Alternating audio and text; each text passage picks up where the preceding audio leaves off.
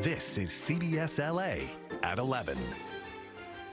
Right now on CBS LA at 11, hundreds of caged animals rescued from a Lake Hughes home.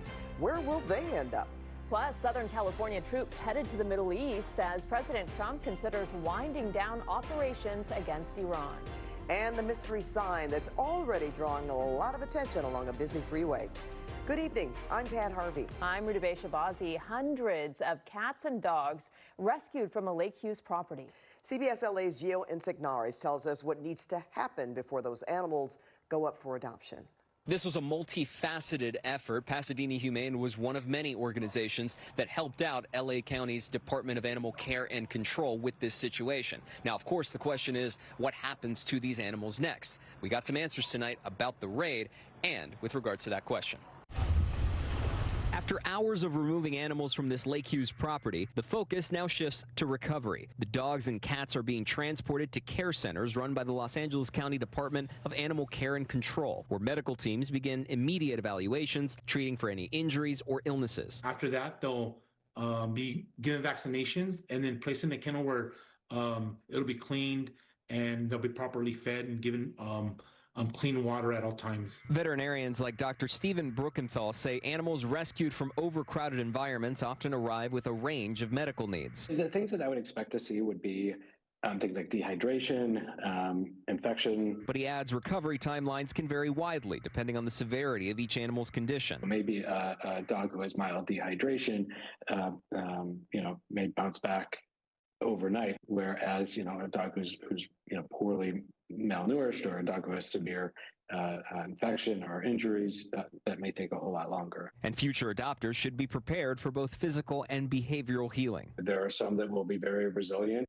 There are other animals who are going to have the same signs that like a human in this situation would have, and they're going to be very defensive. For now, these animals can't be adopted yet because they're considered evidence in an active investigation. Most of the animals are kept in cages, crates, and without water inside the crates. We have reports of intermittent feeding. It's very filthy. Our staff have to wear respirators and hazmat suits to go into the property. That's why animal care officials are asking the public to adopt pets already in shelters, helping free up space for the rescued animals still receiving treatment. If adoption isn't an option, fostering, volunteering, and even donating supplies can also make a difference. Please do it because it's all for the animals. So far, no arrests have been made, and while the animals won't be available for adoption for at least some time, we are being told that all 7 animal care centers will open Sunday for adoptions. That's in order to make some room for the eventual 300 or so animals that will be going to one of those locations. Reporting from Pasadena, I'm Chuck Norris, CBS LA. Gio, thank you. Next weather cool down to kick off the spring season. Yes, the first day of spring is today. That's kind of unbelievable because Yes. it feels like summer, or at least it did. But I know, it feels like we jumped from winter to summer like that, but we have officially welcomed spring. So hello, spring. It's here. It started today. And we're also done with our next weather alert here in Southern California. Today, that was not the case. It was the final day of the heat. Temperatures in the 90s in Burbank, and we were back to the triple digits in San Bernardino. Follow me over this way. Let's talk about what's happening next. First and foremost, it was another day of shattering records. Look at Palm Springs, 108 degrees. That smashed the old record of 98. Downtown LA breaking another record, hitting 96. And again, it's another day of Anaheim, Santa Ana, and Riverside breaking records. Back to the triple digits in the Inland Empire, breaking an old record of 97, and even our mountain communities. So it was an extremely hot week here in Southern California. That's getting ready to change. Still warm this weekend, but it's not going to be as hot. We'll see 80s and some 90s out there. Coming up, it gets cooler for your Sunday, but how long does this cool down stick around? We'll get you ready for the weekend. That's coming up next. all right, see you in a bit, Danny.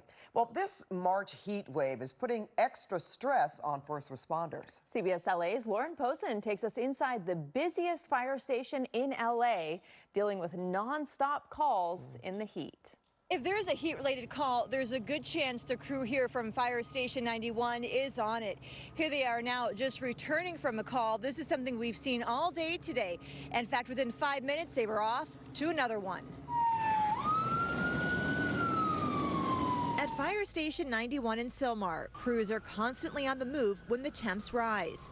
Early Friday morning, they rushed out to this hiking emergency. The injured hiker had to be hoisted out by helicopter. She's doing okay, but did break some bones in her ankle from the fall. Later, the heat struck again. This is about our fourth heat-related emergency today. Firefighters helped a man suffering from heat stroke near the metro. Yeah, keep on drinking those, and just drink all throughout the day. I was just walking, and I was like, man, why is it so hot? And the next thing you know, I just get this anxiety. Fire officials say Fire Station 91 tackles more heat-related calls than any other station in the metro. It's significantly hotter here, and this area has a higher uptick in calls, over 20 more this month than previously last year, and it's just due to this heat wave we've been having. We go on a lot of elderly. They're in their homes, they're trying to save money, they're not running their air conditioning, and they're not really prepping the night before. Fire Station 91 covers just over 12 square miles, about the size of Burbank, and they handle it all. One engine, and a paramedic ambulance, and an EMT ambulance, and so they're working hard. Firefighters are always ready to step in, but they say there's one rule everyone should stick to when the heat spikes. The important thing is just to stay hydrated. To give you an idea of just how busy it is here at Fire Station 91, so far this year they've responded to over 2,700 calls, ranging from heat-related calls to fire and everything in between. Now, to put that in perspective, fire officials say that number is really high compared to other stations nationwide. Reporting in Sylmar, Lauren Posen, CBS LA.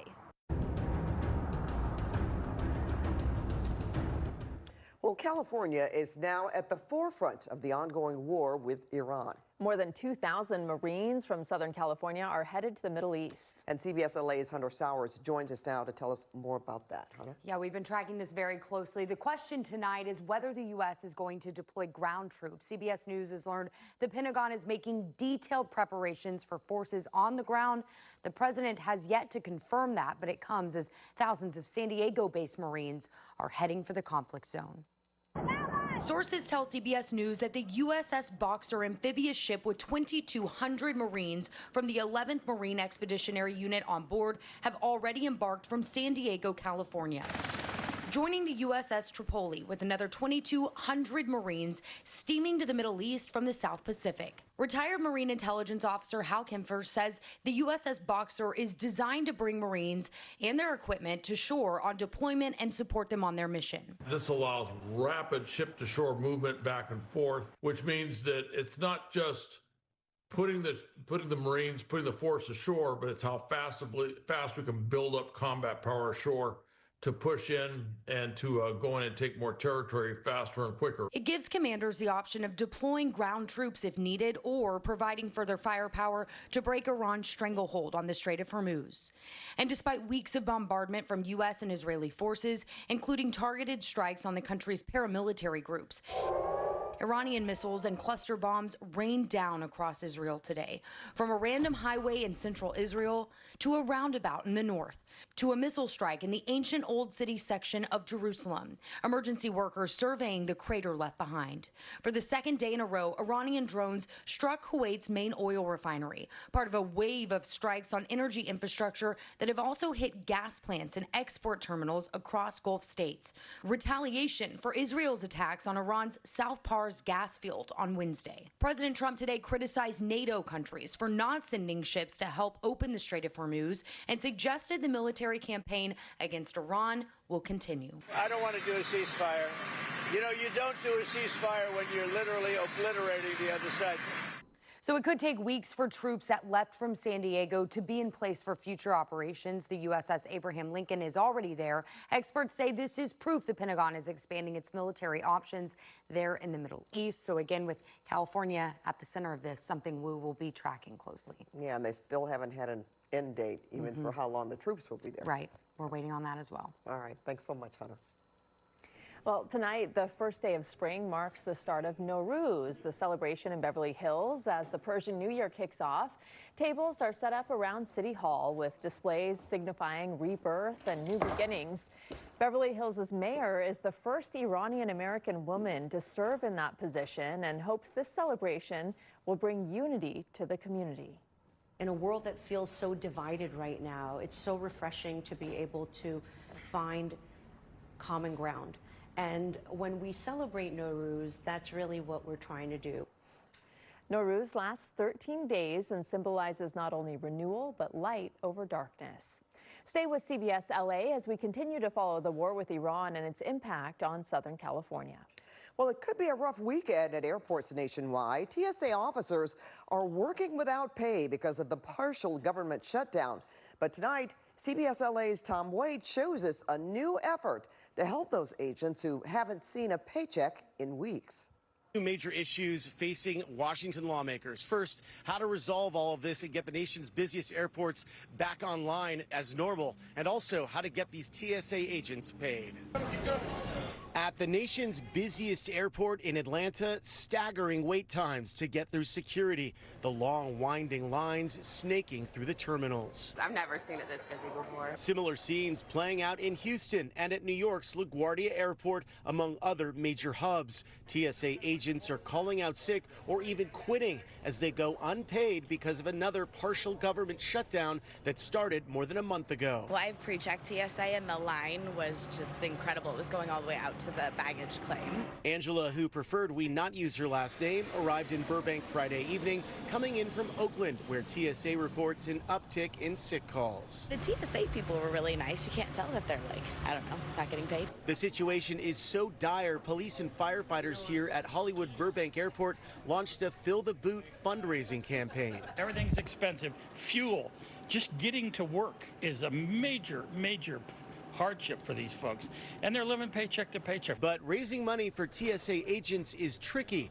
They can't accept direct donations. We found a loophole where we can collect cash, we can convert it to gas cards, and then we can give the gas cards to their federal security director that's in charge of them, and then they can pass them out. This is the third government shutdown in less than 6 months. Just to keep this operating, it's unbelievable to all of us, you know. We know how long we'd work if they quit paying us, and it wouldn't be 35 days. Democrats and Republicans are at a stalemate over funding for DHS, which includes TSA, as Democrats demand reforms over ICE enforcement tactics. Talks continue, but so far, no breakthroughs. How long can this possibly last? I mean, it is getting... I agree. I think it's got to come to an end. We're making progress. We had some good discussions. We've just learned from airport officials that they've raised $8,000 through this Fill the Boot campaign on Friday alone through passengers. Also, all the major airports here in Southern California are reporting normal operations, at least for now. Reporting from Burbank, I'm Tom Waite, CBS LA.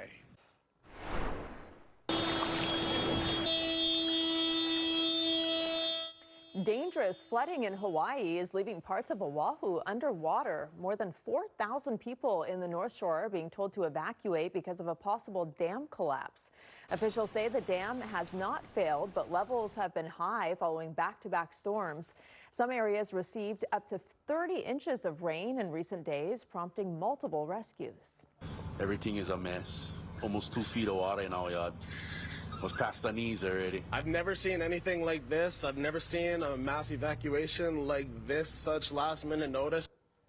Honolulu's mayor believes hundreds of homes may have been affected, with more heavy rain expected overnight and into the weekend.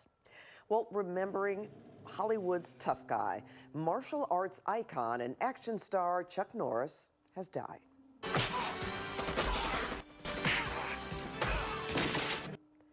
He died suddenly yesterday. His family did not share details, but they say he was surrounded by family. Norris was a successful martial artist, followed by a career in film and television, and later gained viral fame on the internet for his toughness. In fact, just last week, he posted this video of him sparring on his birthday, saying, quote, "I don't age, I level up." Well, Norris is being remembered in Hollywood, where flowers were placed on his Walk of Fame star. Chuck Norris was 86. There is something being built just off the 101 freeway in Hollywood that's catching a lot of attention. CBS LA assignment editor Mike Rogers is at the desk. And Mike, even a few of us here at the station have seen it, and you've been trying to figure out what it is. It took us a good chunk of the night here, Pat and Ruta, to be able to sort all of this out. We sent SkyCal overhead. It's right off the 101. It's just south of Barham, just north of the Pilgrimage Bridge. And when you're on the 101, it may just look like black coverings there. We can tell you the black coverings are actually covering letters, which people online have reported and sent pictures of it saying Billy. Now, we were trying to figure out exactly who owned this, what it was for, and what was going on here. I called LAPD North Hollywood. They didn't know. I called LAPD Hollywood Station. They weren't aware of it either. I had Desmond go fly by, and when he got there, I had him try to look and see if we could figure out any signs, any markings on the trucks down there that were doing all of this work, and we got nothing. We reached out to Film LA to see if a permit had been issued. Finally, I was able to take the parcel number from the county assessor's office, figure out who owned the land, and that guy tells me he leased it to a production company that is doing something for an AI company here. It's some sort of advertisement that's going on. It's unclear if the advertisement is actually going to be a production like a film shoot and if it's ever going to make it on TV or wherever they're going to put it. But the owner did tell me, the owner of the parcel told me that they particularly wanted that part of the land because of the proximity to the 101 freeway so people could see it. So we'll see what it all looks like when it's all said and done and once it finally has the cover taken off of it. If you see something weird in your neighborhood that you want me to try to figure out what it is, send us a text, 818-221-2222. I'll pass it off to my colleague, Mark Liu. Okay, Mike, thank you. The California Baptist Lancers stage a comeback, but come up a little short in round one of March Madness. Yes, the hard-fought game brought cheers from a watch party at the Riverside campus. Students and fans watched and waited to see if their team could pull off the miracle, but it was too little too late. Everyone at the small Christian school says they're just happy their team played as hard as they could. Show a true testament to how hard our team works. We work hard, we play hard, we have fun. And coming up just minutes away, we will have more of the nail-biting game in sports. And tomorrow, California Baptist women's basketball team will play against UCLA. Next weather at 11, powered by Kia. Learn more at kia.com. Kia, movement that inspires. Southern California's winter heat wave has come to an end, and meteorologist Danny Riberti is tracking the slightly cooler temperatures. Yes, Pat Ruta, that's exactly right. We are all ready for the weekend. And finally, after 5 days of extreme heat, shattering records here in Southern California, things are getting ready to change, and we're already noticing it outside today. And by tomorrow morning, I want to show you this, those little green specks that you see on the floor. These are our wind particles, and things are changing in terms of the direction. So they're going from the ocean to the land, and this means the sea breeze is back here in Southern California. This is what we've been waiting for, and because of this sea breeze, we're actually going to start to see some fog for some of our beach communities, and that's what you're already seeing. A live look outside at Santa Monica. Fog starting to roll in right now, and then we're going to see some beautiful bright sunshine going into tomorrow, and it's going to feel a little bit cooler than today. Still on the warm side, but nothing crazy. We're back down to the 80s in Anaheim, 90s in Riverside. No more triple digits. We're saying goodbye to those triple digits, and we've got lower 80s over into Santa Monica. So how much cooler does it get in your neighborhood? Let's break it down for you, get you and your family prepared for some changes going into the weekend.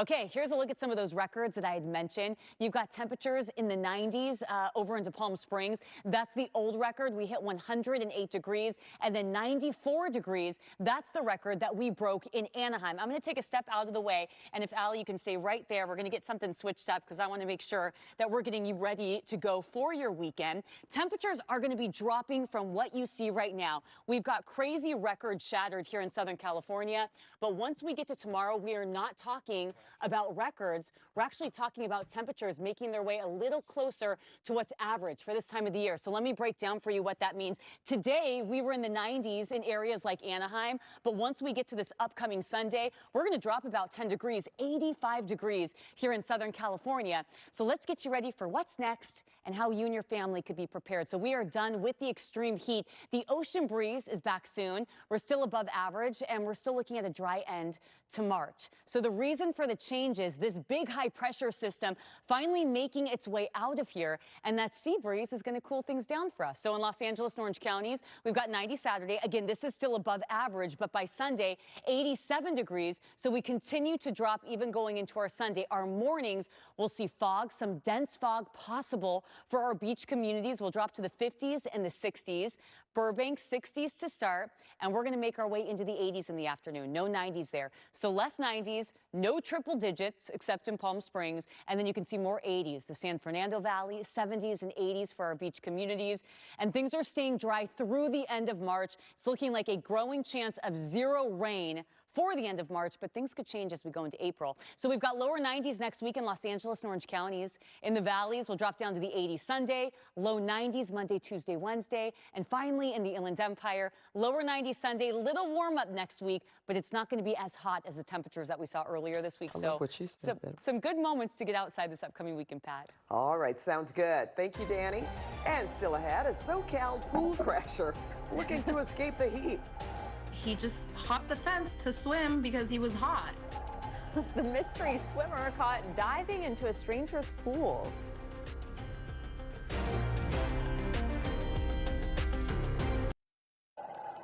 Well, the heat seems to be making people do some wild things. Look at this. In Toluca Lake, a man was caught jumping over the fence and into a stranger's pool to escape the heat. That's one way to do it. You can see him swimming and then lounging by the pool. The homeowner, Liliana Arias, tells us he looked so calm and confident, she wonders if he's done this before. Looks like he came purposely to come swimming. Like he had his swim trunks, he just hopped over the fence like he knew there was a pool here. And I'm like, has he done this before? And I just never found out. She says he stayed for about 30 minutes. She sent the video to her neighbors, but no one recognized this mystery swimmer. Well, she didn't seem too bothered you? about it. No, Chris, I didn't say that. Rudabay said that.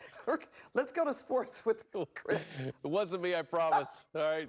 UCLA had to face Central Florida without their top scorer. We'll show you who stepped up for the Bruins tonight in Philadelphia next.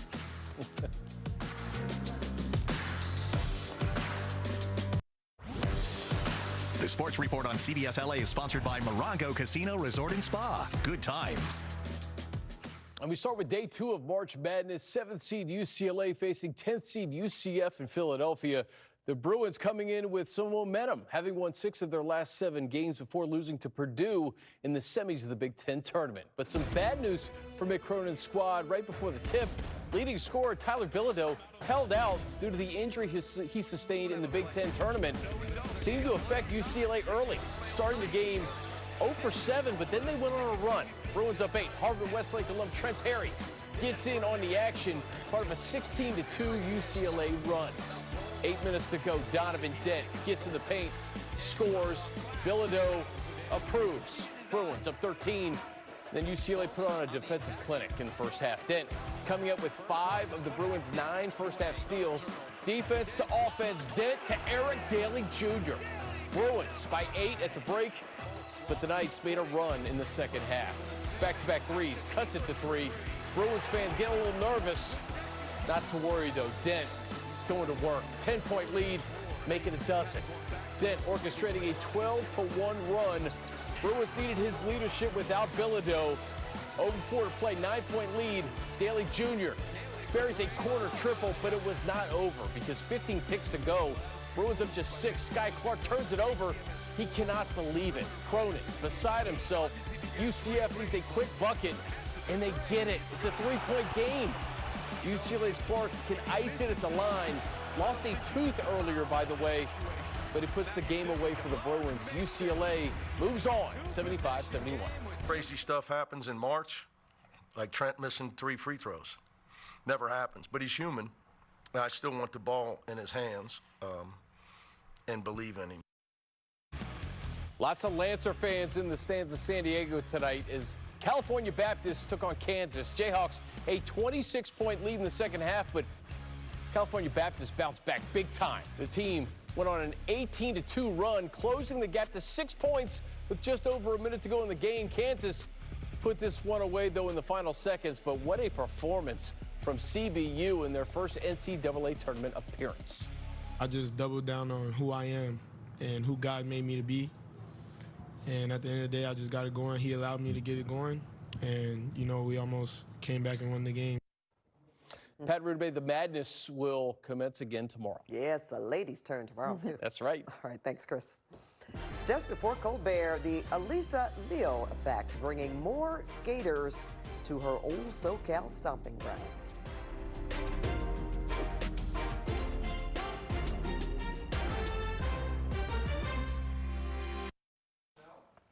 Coming up next on The Late Show with Stephen Colbert, actor Jake Gyllenhaal, plus actress and comedian Maria Bamford.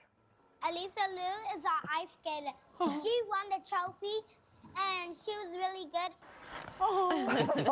Ice skating is growing in popularity following Elisa Leo's golden win at the Winter Olympics. And now the so-called Elisa Leo effect has dozens of new skaters signing up for lessons at her old stomping ground, Lakewood Ice Rink. And then how to spin and then do the spin jumping. Having a role model like Elisa Liu, these kids really see that she's done it her own way, and why can't we? Focusing is the most important thing. And are you focused? Yeah, I'm always focused. Always focused. The Lakewood Ice Rink has partnered with the local nonprofit Unity Ice Academy to offer classes at a discounted rate. For $50 a month, ice skaters get once-a-week sessions, plus homework help and a meal. Right now, about 80 ice skaters are enrolled. Oh my goodness. Our favorite quote of the day. We have to remember her, right? She's going to win gold. No. She's going to win gold. And then she's going to be a CEO. Exactly. Yes, exactly. Exactly. Oh, my goodness. Well, looking at all that ice and now looking at your I know, forecast. I was going to say, you don't think about ice skating when you're dealing with 80s and 90s. Okay, but here's the good news is that we are going to be cooling down a little bit this upcoming weekend. 90s turning to low to mid 80s, still above average, but not to the extreme. No next weather alert. Will stay warm next week and dry, but there's some signal for rain, maybe April Fool's Day. We ain't fooling. Oh. So we'll keep an eye on that. Just a little something, something. Okay. Yeah. We'll remember that. And it won't be a joke. No. We'll see. We'll see. Thank you for joining us tonight. We are streaming 24/7 on CBS News Los Angeles. Have a great weekend, everybody. Well, Chris will be back tomorrow.